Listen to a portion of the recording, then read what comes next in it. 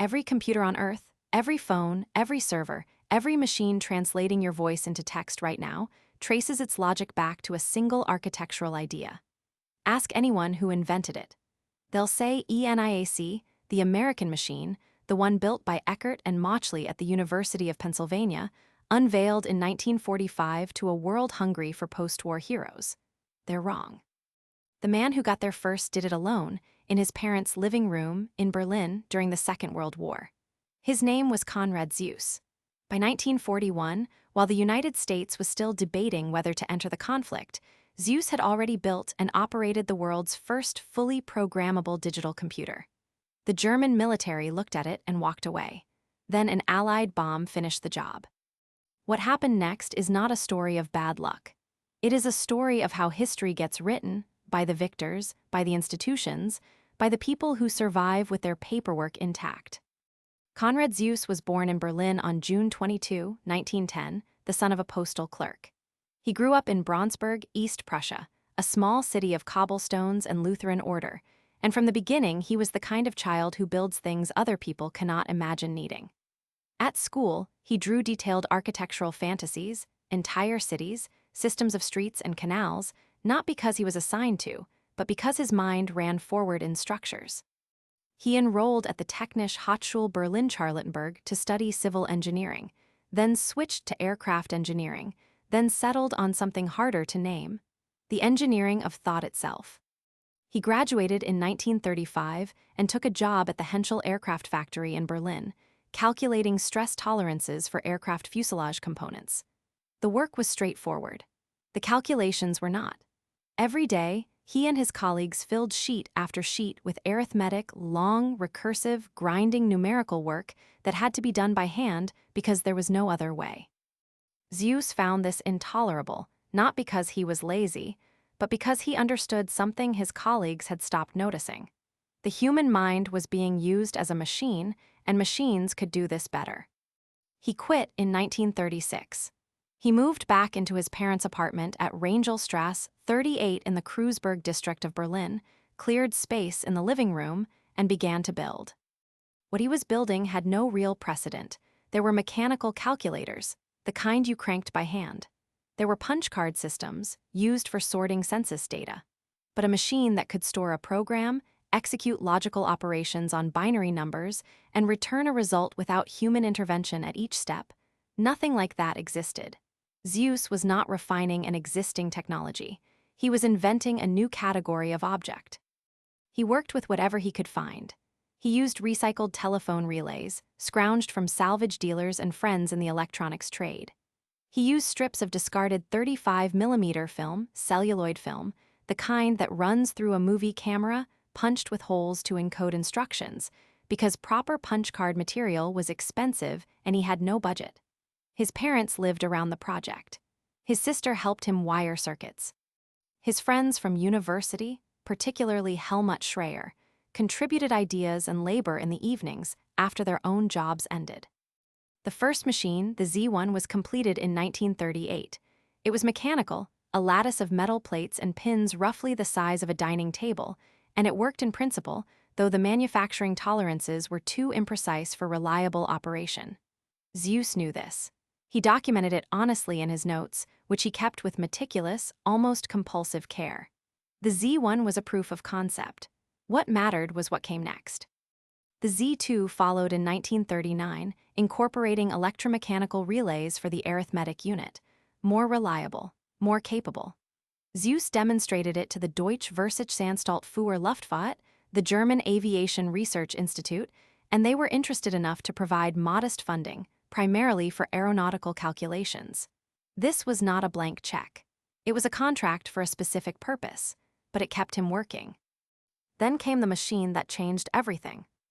The Z3 was completed and demonstrated on May 12, 1941. It used 2,600 telephone relays. It operated on binary floating-point arithmetic. It could be programmed via punch tape, that same improvised film strip medium, to execute sequences of operations automatically, without human intervention between steps. It had a clock frequency of roughly 5.3 Hz. By modern standards, that is almost impossibly slow. By 1941 standards, It was an entirely new form of intelligence. Zuse demonstrated the Z3 to engineers and scientists in Berlin. The reaction was polite curiosity. Some were impressed. None of them controlled the resources he needed. He applied to the Reichsforschungsrat, the Reich Research Council, for funding to develop a more powerful successor. The response, and this is the part that requires a moment to absorb, was that his work was not considered militarily urgent enough to prioritize. The Third Reich was at that moment engaged in planning Operation Barbarossa, the invasion of the Soviet Union. The military's appetite for complex computation should, in theory, have been enormous ballistic calculations, logistics, cryptographic work.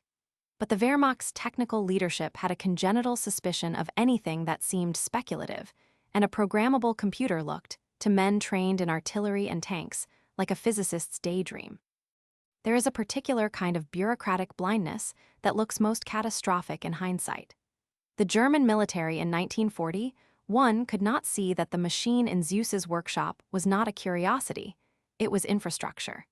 It was the same failure of imagination that would later lead the same institutions to dismiss other innovations as non-urgent.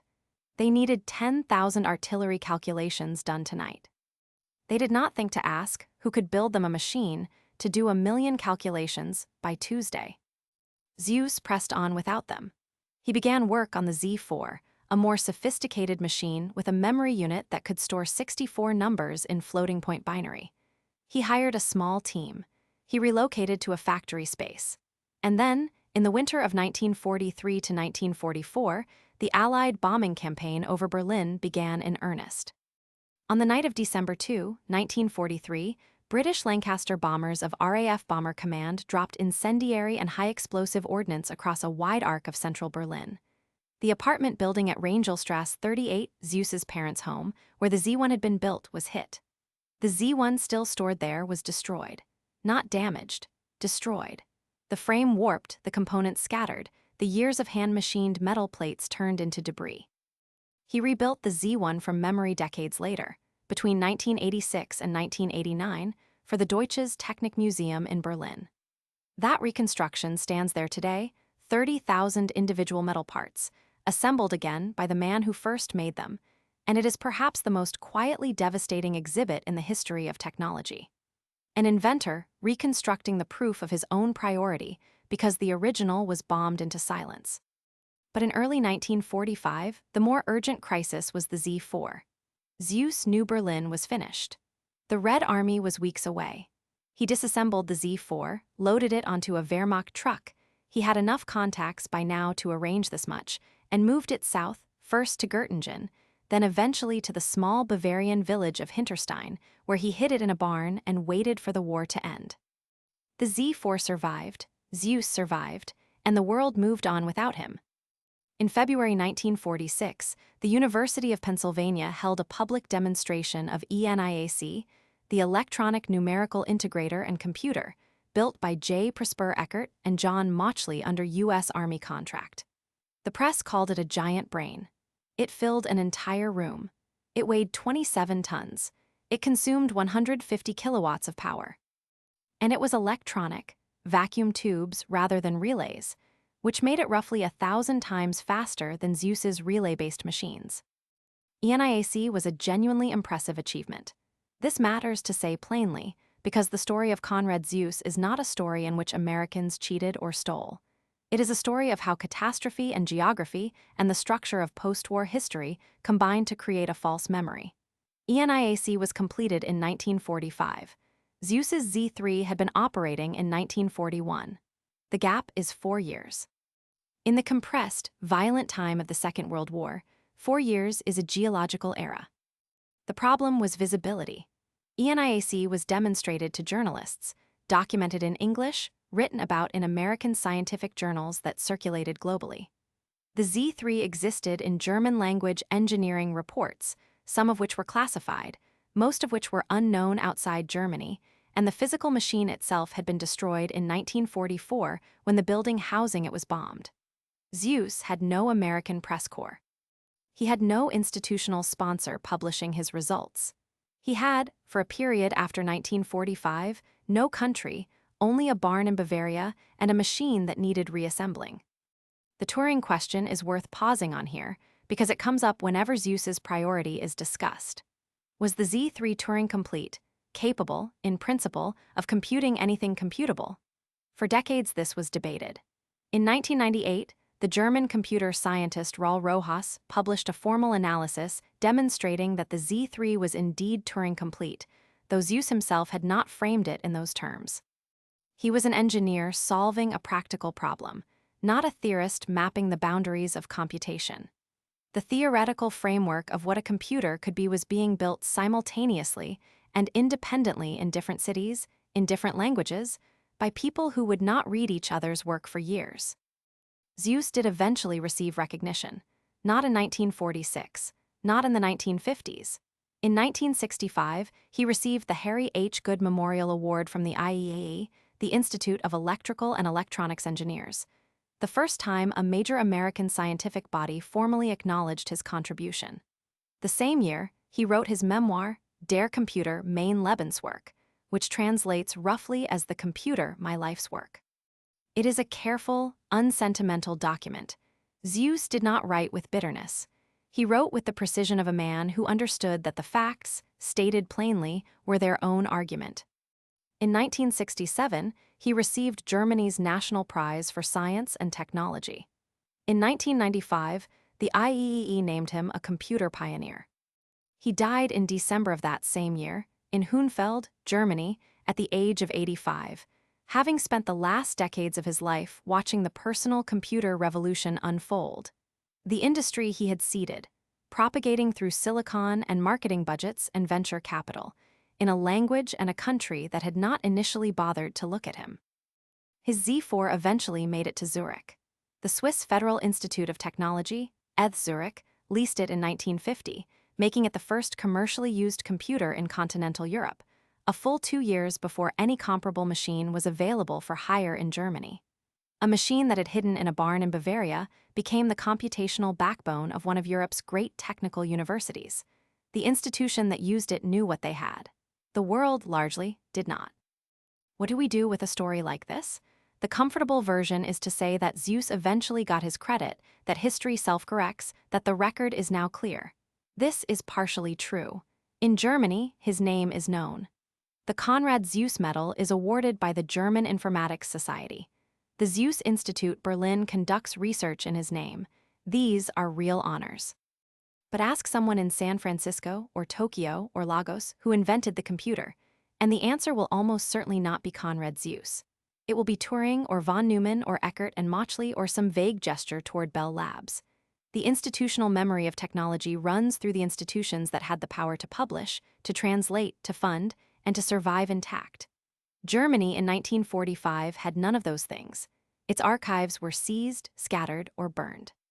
Its scientists were dead, displaced, or under interrogation. The infrastructure of credit, journals, patents, university records, the simple ability to pick up the phone and call a colleague in another country, had been bombed as thoroughly as the buildings. This is not an accident of history. It is a structure. The structure rewards the legible, the funded, the politically connected, and the geographically fortunate. Zuse was none of those things in 1941. He was a man in a living room, soldering telephone relays onto a hand-machined frame, writing programs on strips of discarded film, trying to solve a problem that almost no one else had recognized as a problem yet. That combination of vision and isolation is, historically, a formula for erasure. The Z1 is in the Deutsches Technikmuseum. The reconstruction took Zuse 3 years. He was in his late 70s when he finished it. There is a photograph of him standing next to the completed machine, the same dimensions as the original, the same gleaming plates and pins, and he looks at it with the calm of a man who has already made his peace with the ledger. Not satisfaction exactly. Something more like the expression of someone who knows the truth of a thing and has stopped waiting for the world to agree. Every device you own runs on an architecture that traces, directly and demonstrably, to principles that Konrad Zuse formalized in Berlin before America's entry into the war. The programmability, the binary logic, the separation of program from data, these were not American inventions. They were not British inventions.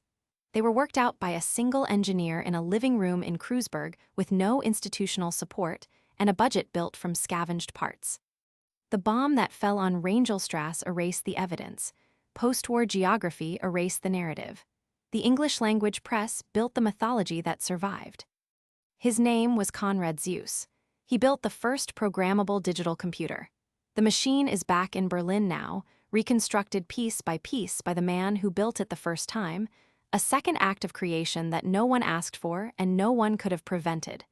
That quiet insistence on the record is its own form of genius. And the record, finally, is clear.